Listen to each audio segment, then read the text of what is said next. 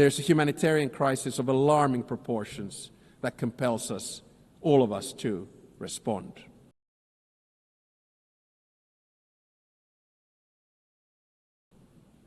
Peace processes should not be transactional. They must be guided by international law. All countries and stakeholders in the region must be engaged and committed to achieve sustainable peace. The presence and involvement of the UN is essential. I would also like to stress the crucial work carried out by journalists amid conflicts and in other difficult circumstances. Attacks on members of the media are unacceptable. Media freedom is the basis for democracy. It is a prerequisite for an open society. The ability of the press to carry out its work is important for all of us. Ladies and gentlemen, the composition of the UN still largely reflects the world of 1945. As the world has changed drastically, so should the decision-making at the UN. Last year, in this very hall, I argued for a reformed Security Council, a council where currently underrepresented regions would have a stronger voice through permanent seats at the table. The number of permanent members should be increased in the UN Security Council. At least there should be 2 new seats for Asia, 2 for Africa, and 1 for Latin America.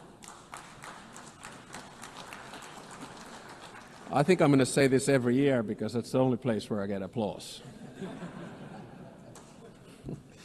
No single state should have a veto power.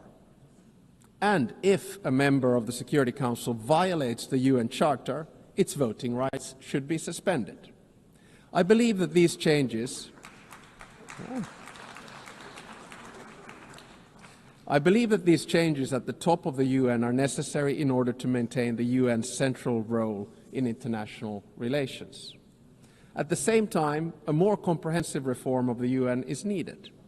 I commend the Secretary General for his UN 80 initiative, and I encourage him to take bold and ambitious action. So Finland strongly supports the UN and wants it to succeed. Therefore, we stress the need for true reform to enhance the organization's credibility, relevance, and efficiency. This will ensure that the UN can act. The UN needs to focus its efforts on its most important goals: ending and preventing wars, protecting human rights, and acting as a catalyst for sustainable development. And also, we need to get the UN back into peace mediation. I would argue that one of the reasons that we have so many wars right now is that the UN is absent from peace mediation. No other organization can offer the legitimacy comparable to that of the UN. If the UN is absent, conflicts are not resolved without it, which is not in our common interests. The UN is needed as a mediator, and the member states should support it at this endeavor. Finally, Finland is strongly engaged in the work of the UN and will remain so. Therefore, we are also standing for election to the Security Council for the term of 2029 to 2030. Should we be elected, Finland pledges to be a principled and pragmatic partner for peace. We are principled in our commitment to international law with the Charter at its core.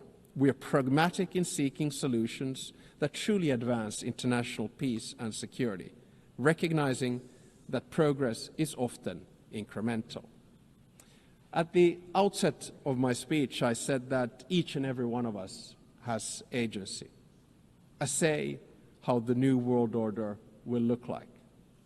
We want to be able to make our own choices and have an impact on the world around us. Nelson Mandela saw truth and reconciliation as the only hope for nations that are bitterly divided. The same applies to relations between states. We should learn from history, but always look to the future, bearing in mind that our decisions will shape it. Thank you very much.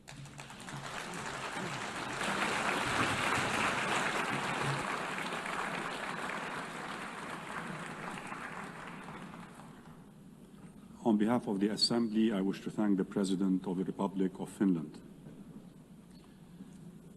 The Assembly will hear an address by His Excellency Giulio.